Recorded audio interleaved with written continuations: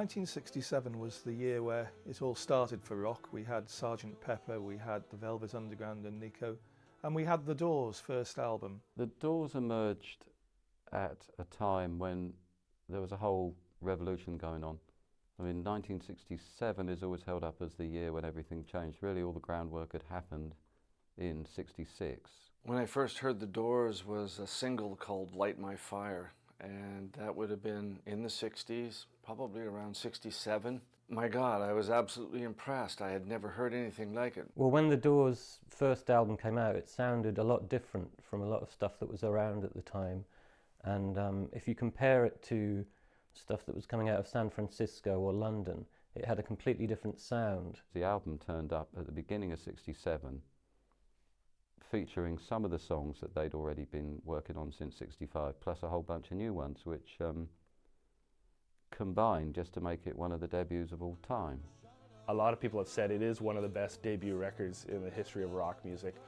My impression is I would put it up there in the top 5 for sure. It's interesting that they actually recorded it in 2 weeks, and they recorded it with a producer that they hadn't met before, a guy called Paul Rothchild, who produced all but one of their albums.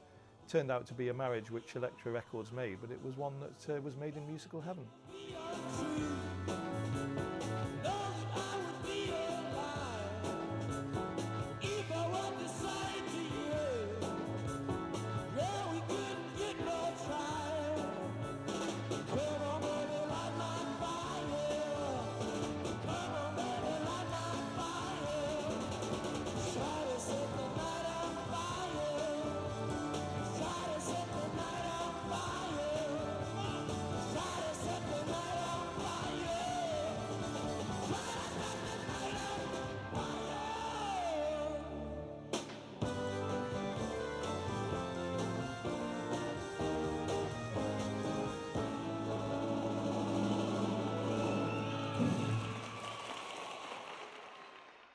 Light My Fire definitely was the Doors' first big hit. A catchy tune, instant success for The Doors with this song. Light My Fire turned out to be a pretty successful single for The Doors and one of the songs they'll always be remembered for.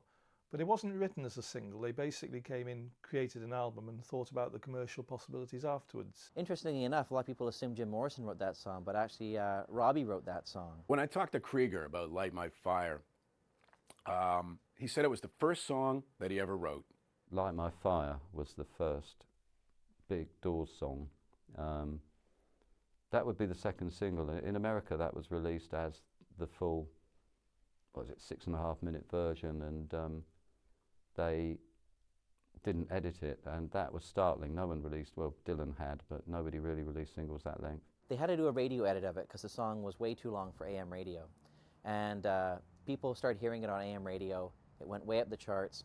And the FM players, all the stations could play the long version. The song was originally 7 minutes long, but they had to make a single length, get it down to about 3 minutes time, which they cut out the keyboard solo and Robbie Krieger's guitar solo. It was a real sign of the time type song. It came out and throughout the year 1967, that was their hit. And a lot of people, when they play stuff about the 60s, they'll play that song because it really encapsulates an era.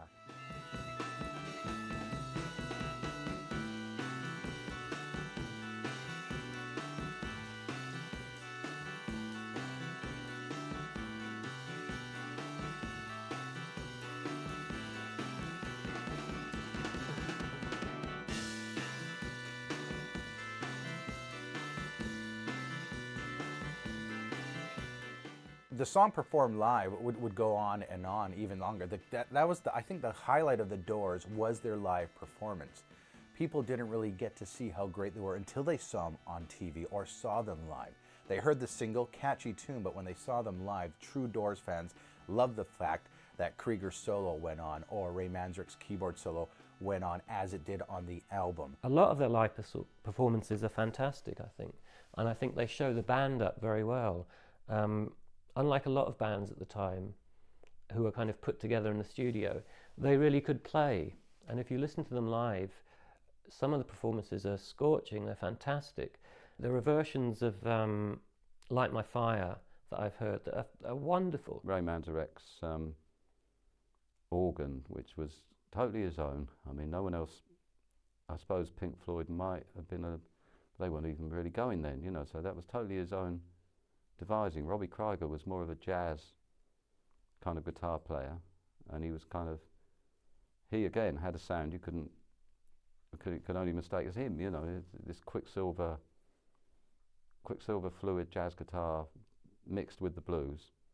John Densmore, of course, was a jazz drummer. He sounded more like Elvin Jones some of the time than Charlie Watts. So it was a very free-flowing backdrop for Jim. You know, with Jim's voice, that sort of raw, bluesy voice on top of this Latin-type groove, it was it was exciting. It was a very different type of tune. Light My Fire was built on John Coltrane's version of My Favourite Things by, you know, the song that's in The Sound of Music, but John Coltrane did like this huge version of that. So they took a kind of undercurrent of that as the freewheeling bit mixed with Indian ragas. Ray Manzarek, the keyboard player, came up with the signature introduction, and John Densmore came up with the beat, the drum beat, and Jim came up with some of the lyrics in conjunction with Robbie Krieger. So it was really a band effort, and one which I think was justly, or is still very much justly associated with them. You know the day destroys the night, night divides the day.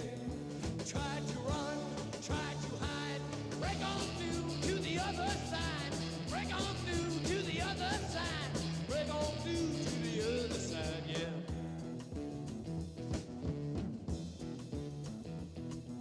We chased our pleasures here, dug our treasures there, but can you still recall the time we cried, break on through to the other side, break on through to the other side.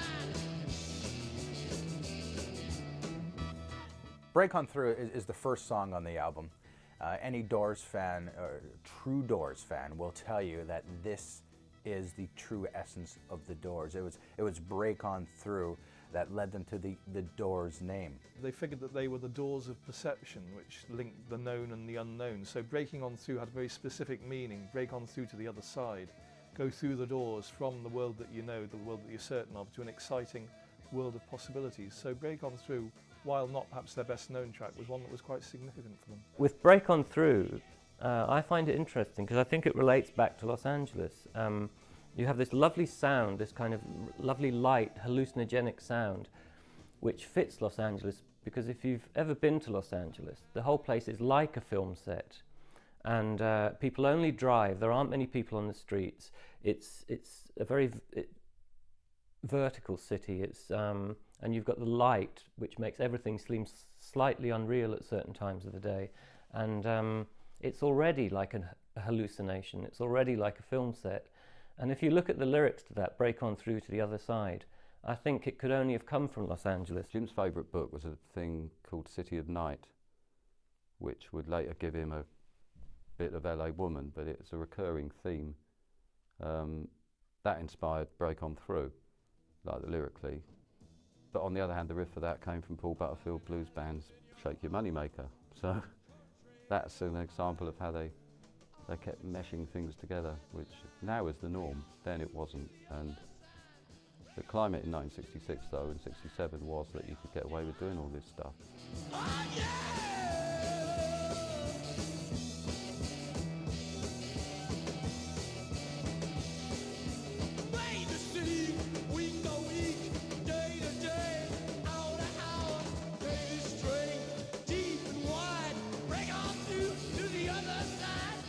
Break On Through, that was a song that the Doors performed a lot in the bars.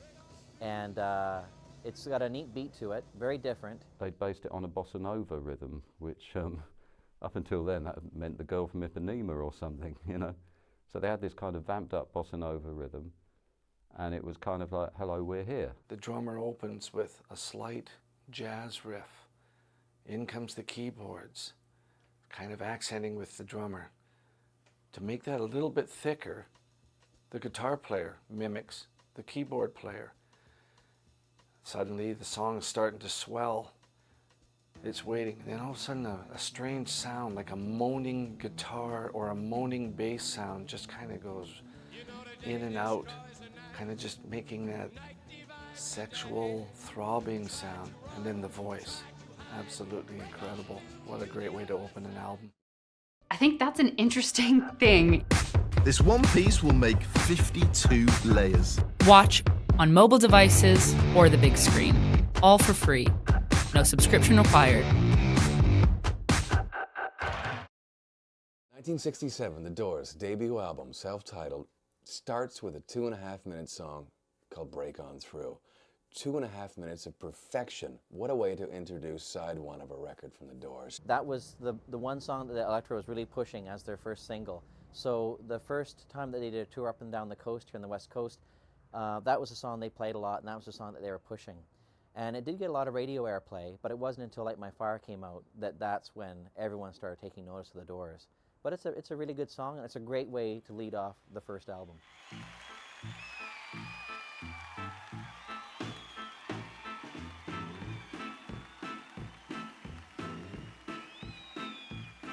Well, show me the way to the next whiskey bar. Oh, don't ask why. Oh, don't ask why. Show me the way to the next whiskey bar. Oh, don't ask why. Oh, don't ask why.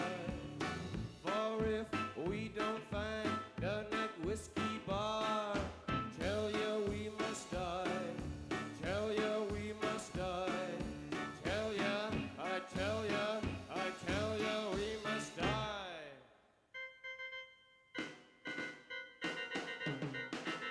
Oh, moon of Alabama, we now must say goodbye. The Alabama song was the first of 2 cover songs that they did on the album.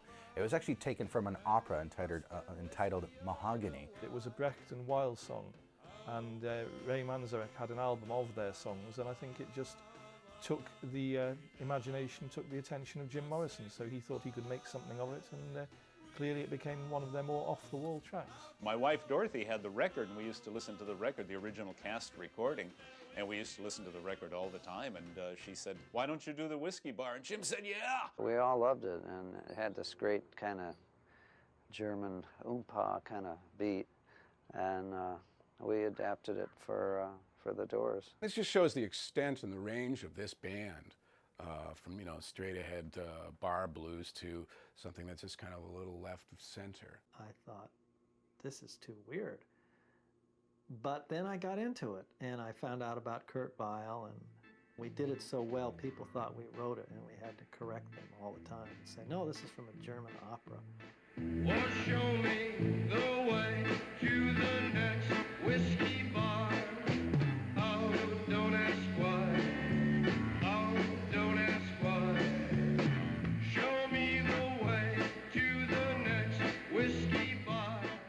When you got to Alabama song on that first Doors record, you got a glimpse into the quirky world of the Doors. Melodically and musically, it was a bit off-kilter. Alabama song, for me, I think is an example of when the Doors could sort of just create like a scene in your mind if you just closed your eyes and listened to it. I've never been to Alabama, but you really felt like you walked into some old, saloon with a wooden floor and there's dust all over the place, and you walk up and order your whiskey. They make it kind of reeling from bar to bar and so on. And they take the European heaviness out of it. They take the pessimism and fatalism out of it and make it seem almost fun. It's like something coming in. And it's got that lovely ambiguous feeling of 1,000 girls, 1,000 thrills, or going from bar to bar. And it's in his vocals, you never know whether he's saying this is awful or this is great. Possibly because he hadn't decided at that time. They suddenly pop up on the album with this song by Brecht Weill, which Jim apparently liked for its futile desolation kind of let's go to the next whiskey bar, which ironically would be within a year is life. It was very pathetic, that song. It just showed how diverse they could be. And I think it's still pretty popular today when you still hear it on FM radio quite a bit.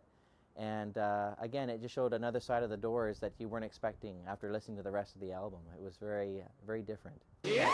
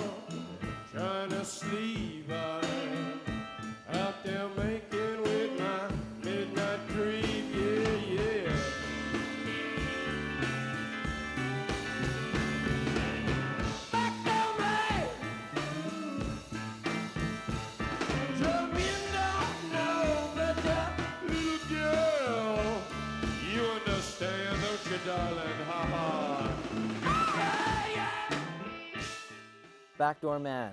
Well, the Doors cut their teeth playing in different bars around the Los Angeles area, like the London Fog, and then they got their residency at the Whisky A Go-Go. But when they first started playing, that was one of the mainstay songs that they would play when they were in the bars. And the freshness of their first album was because they'd been playing those songs for at least a year and a half, almost every night. So when they went in the studio, they just blasted through these songs because they were very, very, very fresh. They knew all these songs inside and out. And Backdoor Man was one that would really get a rise out of the crowd when they were playing it live. So they knew that they had to have that one on their album. This is the reason why they stayed American, staying true to blues. I think they worked this song onto the album because I believe it was a crowd pleaser. This was a track where they really got down to their roots. Not perhaps a typical Doors track, but one that I suspect went down rather well in concert. For me, it is one of my favorite Doors songs, just partly by Morrison's performance, but you have to give it to Krieger on this one. Robbie Krieger quickly proved with a song like Backdoor Man that he had a firm footing in the blues and could deliver it both tonally on the guitar and with incredible taste in terms of the notes he chose to use and the way he chose to bend them, unlike a lot of people playing rock and roll. He's a fireball of electricity, and I think, knowing how much of a blues fan Robbie Krieger was, I think that he had to have a hand in the inclusion of that on the debut record. I found that song on an album by John Hammond Jr., and it was actually written by Willie Dixon. Most songs were. Backdoor Man, which was written by Willie Dixon and first recorded by Howlin' Wolf. That fitted Jim to a T. I mean, it was about a bloke. The backdoor man in old blues mythology is, while the husband's away working hard in the fields, this geezer slips in through the back door. Backdoor Man is about anal intercourse. This song also, lyrically, had a little bit to do with Jim's life, because I know for a fact that Jim, through many books and through interviews, videos that I've seen, he used the back door. You may eat your dinner, eat your pork and beans. I eat more chicken than any man ever seen. Yeah!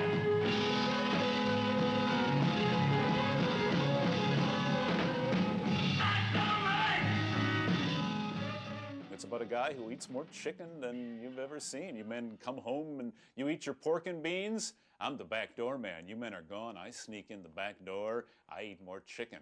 And it's about a gigolo. It's a Lothario. It's a gigolo. It's a blues gigolo song. They used to start their sets with that one, and that was kind of Jim's declaration of intent. You know, I'm here, the backdoor man.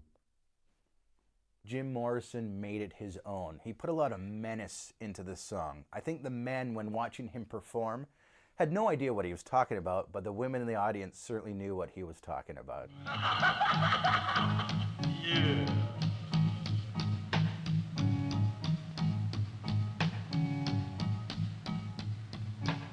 You love me, don't you, baby? I knew you would.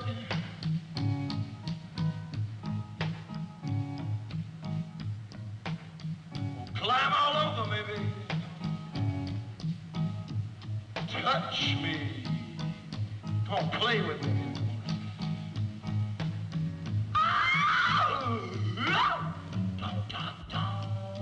Right. You could tell by the way Jim sang it that he'd been around the block. You men eat your dinner, eat your pork and beans. I eat more chicken than any man ever seen. So he was singing from experience.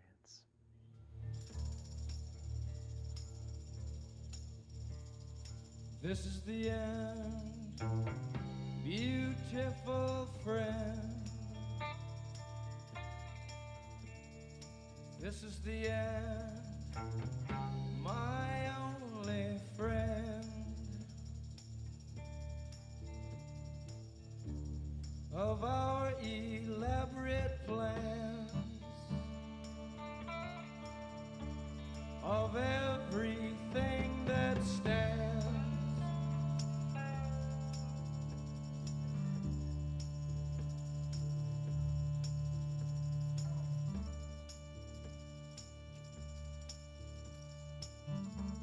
I'll never look into your eyes again.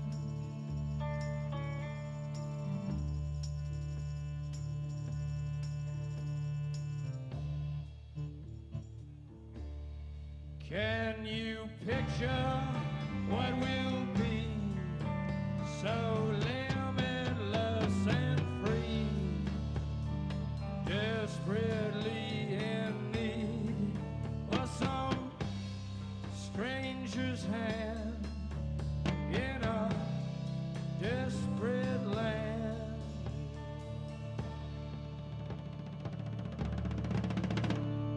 Come on, baby!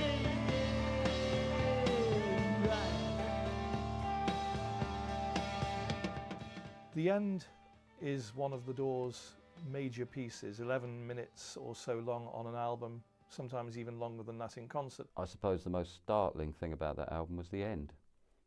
But the end started life as a 2.5 minute song about saying goodbye to your girlfriend. I mean, it was a throwaway pop song. The End started out just to be a little love song. Jim and I were over at my parents' house for a couple of weeks because they left town. And we wrote a whole bunch of songs at that time. And the end was just, this is the end, beautiful friend, this is the end, my only friend. And it was just a couple verses, you know. And so we would do it in person, and then all of a sudden it started getting longer and longer. I think it was the first rock song that was over 10 minutes. So we were kind of proud of breaking the 3-minute barrier. It was a real showcase, I think, for the band, you know, and when they played it live, they'd often, in their first year or so as a band, would end their shows with the end. What it encapsulates about the Doors is almost the fact that you can't be quite sure what they're talking about. Is it the end of a relationship? Is it the end of the world? It could be more or less the end of anything, innocence, childhood. You can take it and you can make what you want from it. Obviously, Jim Morrison thinks he knows what it's about, but maybe he's the only one who can say for sure. There was something really quite unusual about that particular song. It was you can tell the Doors used to jam a lot and used to turn, songs would come out of the jams. And I think Robbie Krieger's, you know, Spanishy, sort of slightly Indian-y influences created the template, the backdrop for this song. Krieger's guitar playing is wonderful in that, and most of his guitar playing is very simple, and he's not afraid to be simple, which I think is one of the things that distinguishes them. And we were in this house and there was a sound like silverware being dropped on linoleum, and then somebody ran through the room and they said,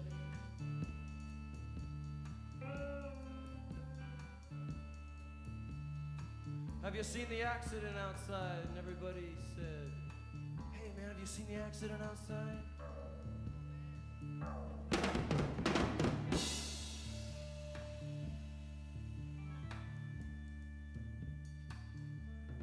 Have you seen the accident outside?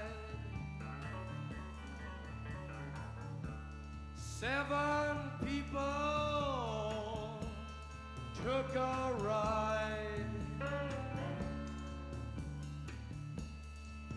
6 bachelors and their bride.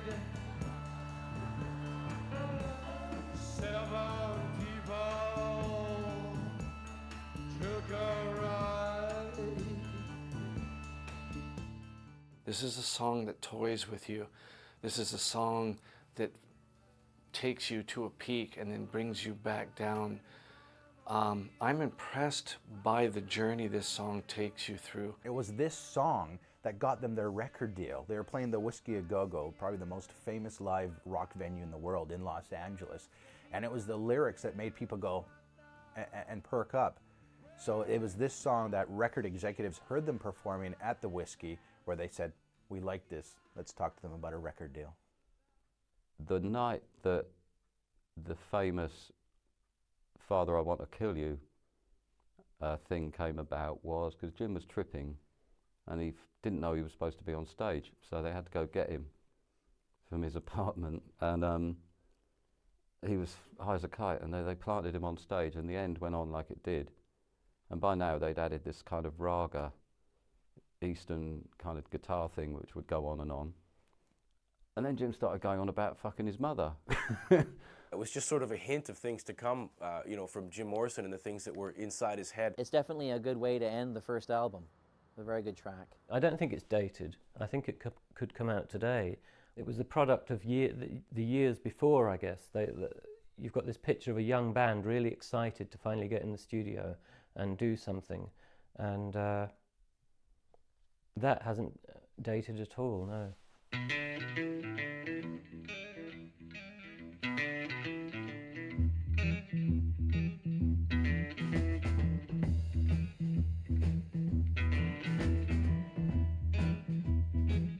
Love me 2 times, babe.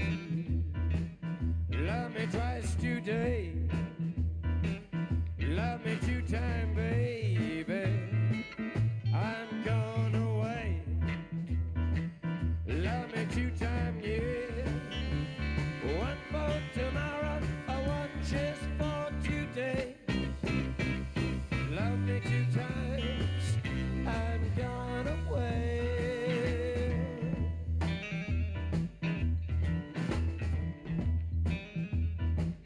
Love me 1 time, babe. Could not speak. 1 time, baby. Yeah, my knees got weak. But love me 2 times, yeah.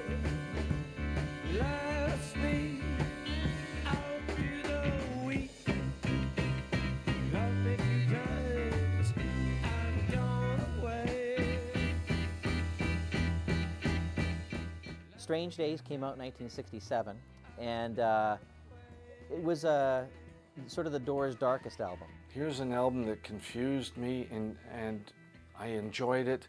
It was surreal. It was psychedelic. Strange Days obviously was recorded as they were now successful and they were able to experiment. I'd say that Strange Days is probably the most psychedelic, but the dark underbelly of psychedelia, the bad trip. They had a far better studio setup for the second album. They had all of 8-track recording equipment, and they were very keen to make an album that was an advance on their first. Musically, perhaps in a way it was. In other ways, obviously, very few second albums make the impact of the first. But Strange Days wasn't a bad effort. It was almost impossible for the Doors to follow up arguably one of the best debuts in rock history, but I think they did it with Strange Days. Love me 1 time, babe.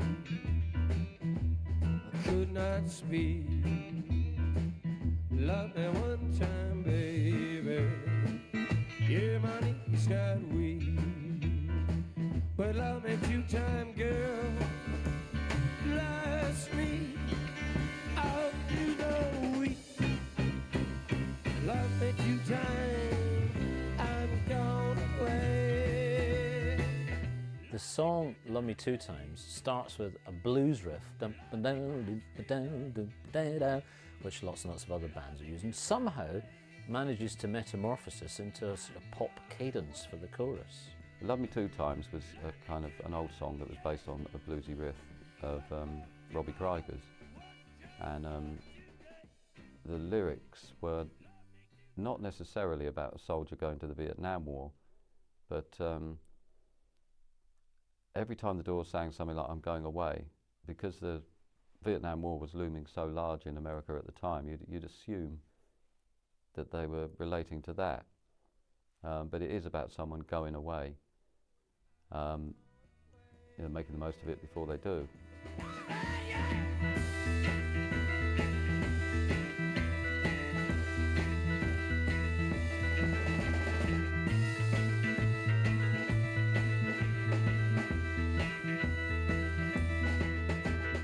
Love Me Two Times is one of those Doors staples. It has everything.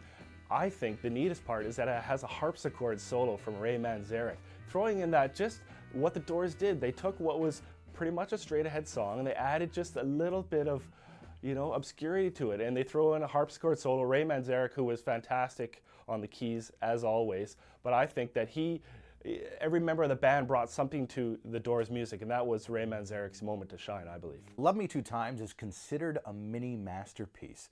This really was a big hit for the band. It had that psychedelic flavor, but also a bit of R&B flavor with a great little driving beat to it, a guaranteed hit for the band. They probably didn't know it when recording it, but as soon as it was heard by the fans and non-fans, it gave the band new fans who heard the song went, this is great, what is it? A definite hit from the get-go. Love Me Two Times, it's a really good song. I think it's got a lot of really good feel to it.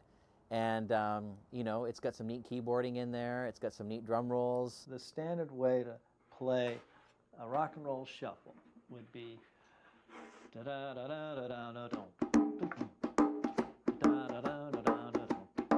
I found myself going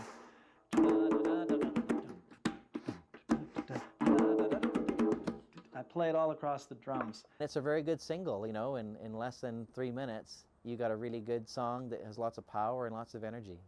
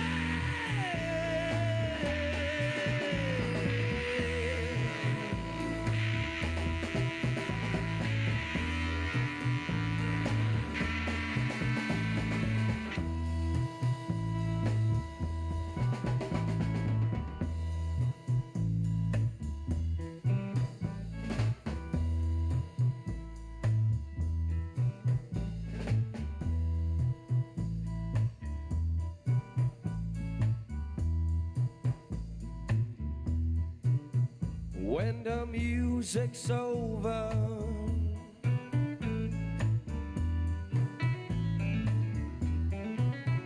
when the music's over, yeah. When the music's over, turn out the light, turn out the light, turn out the light.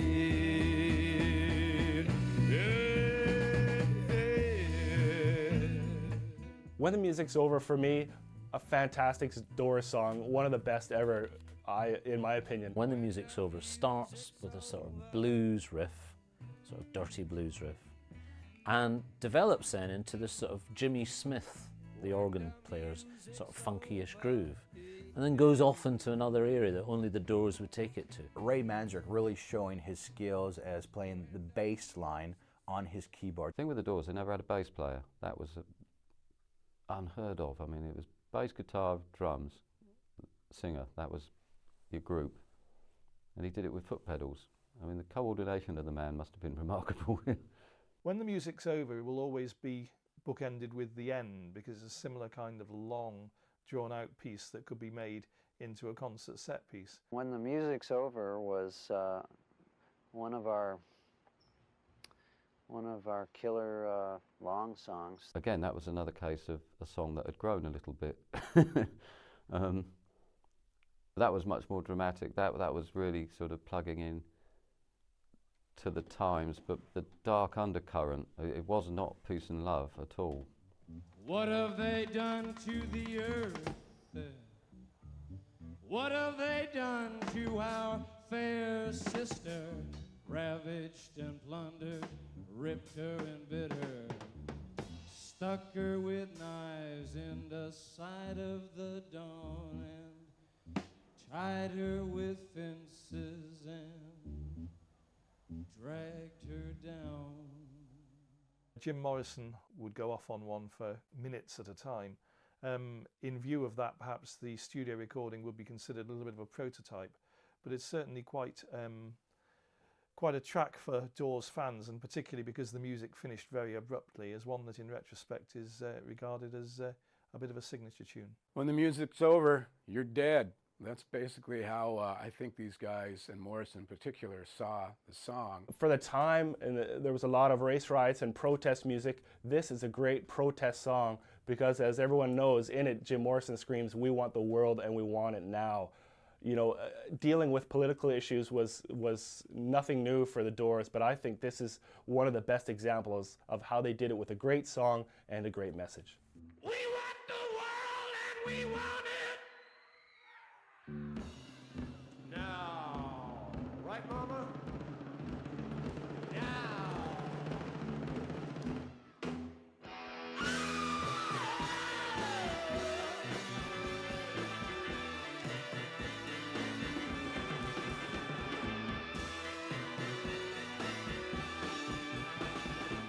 I think probably a lot of these songs Paul Rothchild's still producing, he'd give them freedom in the studio to jam a little bit and improvise, and these things would come out of it. Because it doesn't sound like someone's come to the studio and gone, "Here's the riff, man, let's build a song on it." It sounds like they've just started playing. And Jim Morrison was writing lyrics all the time, whether he was in the studio or not. And so I think he would probably just maybe take a piece of paper that he'd written and start singing, and that a song would then develop out of that that would then put into the repertoire. And I feel this is probably one of those songs. A song, you can only say that it was so full of passion and also very intense. A great finale for a record. It was to that album perhaps what the end was to the Doors' debut. Elongated, epic, incredible. People are strange when you're a stranger. Faces look ugly when you're alone. Women seem wicked when you're unwanted. Streets are uneven when you're down. When you're strange, faces come out of the rain. When you're strange, no one remembers your name. When you're strange, when you're strange, when you're strange. People are strange when you're a stranger. Faces look ugly when you're alone. Women seem wicked when you're unwanted. Streets are uneven when you're down. People Are Strange was perhaps the Doors' attempt to recreate the success of Light My Fire, which hadn't been intended as a hit single, but when it was edited down from its longer version, became one.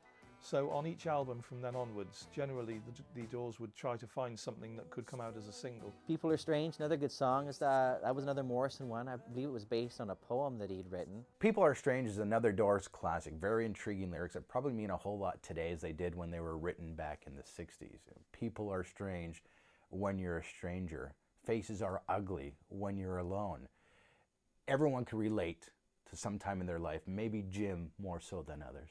Classic song about alienation and just feeling, walking down the street and just looking at these people that you don't know, and it's probably a song of paranoia, you know, after he was dropping so much acid when they made that album.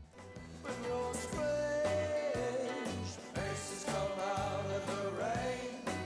When you're strange, no one remembers your name. When you're strange, when you're strange, when you're strange. It's on the whole a very dark album. It's not like the rest of the stuff, because by the time that came out, like Sgt. Pepper had come out and people were more tuned in and turned on. But the Doors were going completely in another direction. By the time of Strange Days and the second album, they were starting to have problems with the dynamic within the group, which isn't unusual. Lots of groups have that, especially when there's one charismatic frontman who's getting a lot of attention and three sidemen or musicians who are not getting as much attention. He started to play games, I think. He would hold them up in the studio. He would take too much time. He would piss off the engineer and the producer as well as the band. I think they were about to enter into a period where Jim got more difficult. He was great when he was on acid because that inspired his creativity, but the next two albums would be very tricky for them to make. Nightmares, in fact. Wait until the war is over and we're both a little older. Unknown soldier.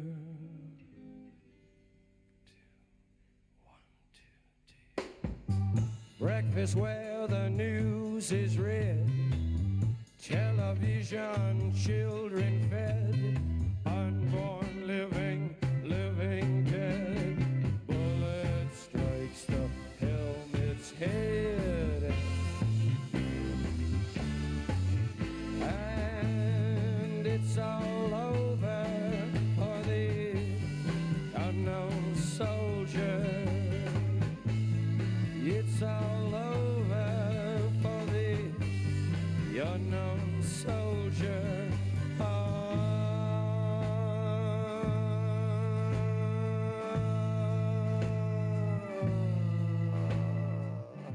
Waiting for the Sun, the Doors' third album, was probably when a little bit of backlash set in. They had been acclaimed as being fresh, new and different, but by the time of the third album, perhaps the cracks were beginning to show. It was the Doors' third release, successful with new fans. A lot of people accuse them as making an album targeted towards teeny boppers or the teen movement. A lot of fans that I have talked to over the years also thought that this was a departure for the Doors. I don't believe that myself. I think after two great albums in a row, Strange Days and the debut, it was almost impossible that they could live up to the bar that had been set and the standard that they had achieved for themselves. They've been touring for the last 2 years. They haven't had time to sit and write or to be playing a lot of different things and having the time to write and produce stuff. And a lot of people claim that this was the problem with this album. Make a grave for the unknown soldier, nestled in your hollow shoulder. Unknown soldier.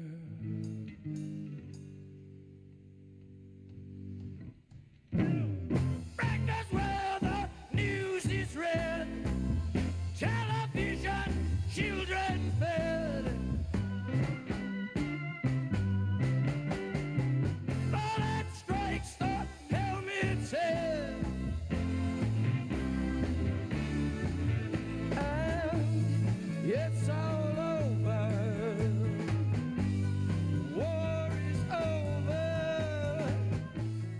Unknown Soldier. Wow. There's a stab at the Vietnam War. That was really the most graphic reaction to the Vietnam War, which was so hopeless and just a massacre now. The Unknown Soldier was the first overtly political song Jim wrote, which was not mentioning Vietnam, but, you know, the Unknown Soldier. At the time, it seemed like the norm. People would come out and they would protest and speak against things. I think the Doors did it in a way that was a little bit subversive. Jim Morrison would provoke people with his lyrics. You know, obviously his references to Jesus and to God. He was baiting the audience, and he basically, I think, wanted them to think for themselves. And Unknown Soldier, it was almost prophetic in a way, because he was using it, an anti-war rant, and blaming the media. And obviously 30 years later, we see what role the media has to play in wars, and I think Jim Morrison was ahead of the game on this one. When they did it live, they'd use their instruments, like the guitar became a machine gun, and Manzarek's hand would be raised in the air, and then he'd come down, the crash, the gunshot, and Jim would fall to the stage dead. I mean, that was their out-and-out protest, you know, to the Vietnam War.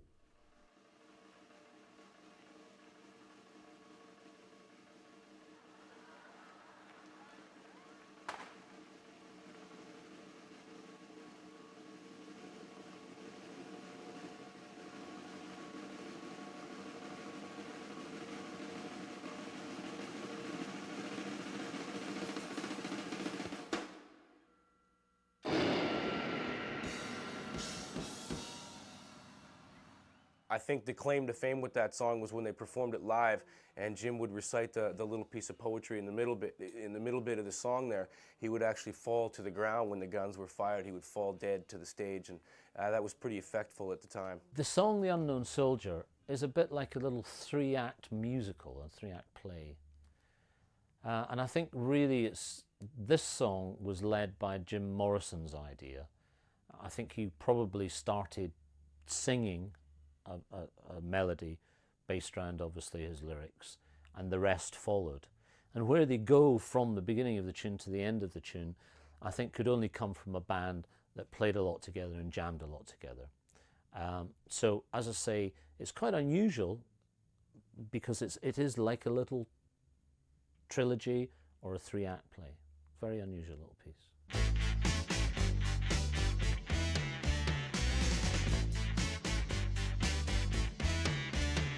Hello, I love you, won't you tell me your name? Hello, I love you, let me jump in your game. Hello, I love you, won't you tell me your name? Hello, I love you, let me jump in your game. She's walking down the street, blind to every eye she meets. Do you think you'll be the guy to make the queen of the angels sigh? The first single off Waiting for the Sun was Hello, I Love You, which came out quite a while before the album did. That's another song written on the beach in 1965. An innocent song written by Jim when he saw a girl walking past, and just started singing along to himself, Hello, I love you, won't you tell me your name? Which he sang to the melody of All Day and All of the Night by the Kinks, which was so obvious on the record. The Kinks sued, and they ended up having to pay the Kinks royalties on that song. The Doors could be accused of retreading their past. In fact, in this case, they were retreading somebody else's past. But it was the hit single on the album that the Doors and their record company expected to produce each time round. A song like Hello, I Love You divided critics greatly, although it was a huge success, and that was partly why people were critical of it, I think, because they felt that the Doors were taking the kind of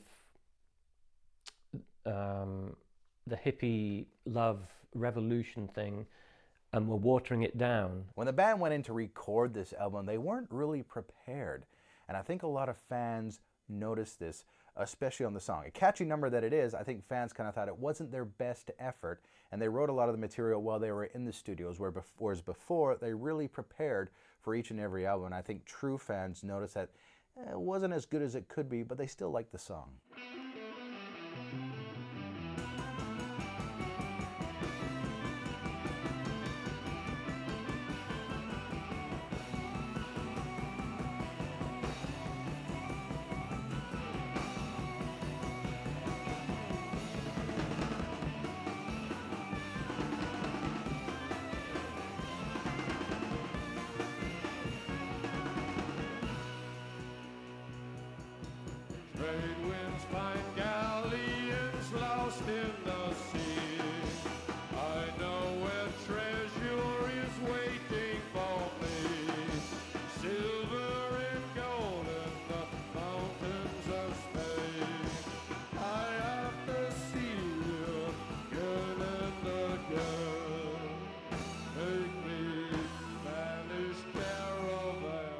The song Spanish Caravan, it was great to hear Robbie Krieger playing a bit of Spanish guitar. Obviously, he studied a bit of that, and he even hints a little bit at some Segovia playing there. Robbie Krieger was playing around with this flamenco guitar riff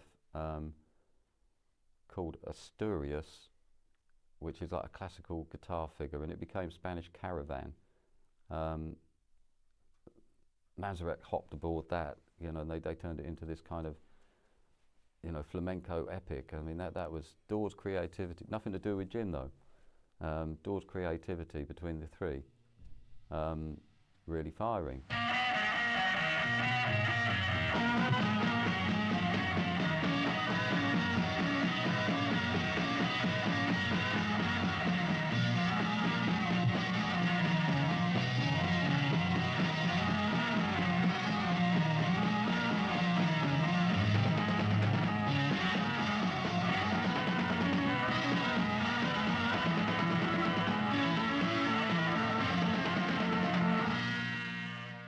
Spanish Caravan is actually a really great song, very cool song. It starts off with this folky kind of style, and in true Doors fashion, it really starts to electrify. Maybe you can compare it to a folk band like the Byrds or Crosby, Stills, Nash and Young. But the way it starts surprises everyone, and then all of a sudden you go, oh yeah, it's the Doors, because it finally electrifies. Spanish Caravan was pilloried by, I think it was the LA Free Press, as being perhaps the worst lyric of any rock song they'd ever heard. So I think everyone was aware by the time that Waiting for the Sun had been issued and reviewed, and generally in a downbeat fashion, that something was going to have to change. So the Doors saw that and they made the changes.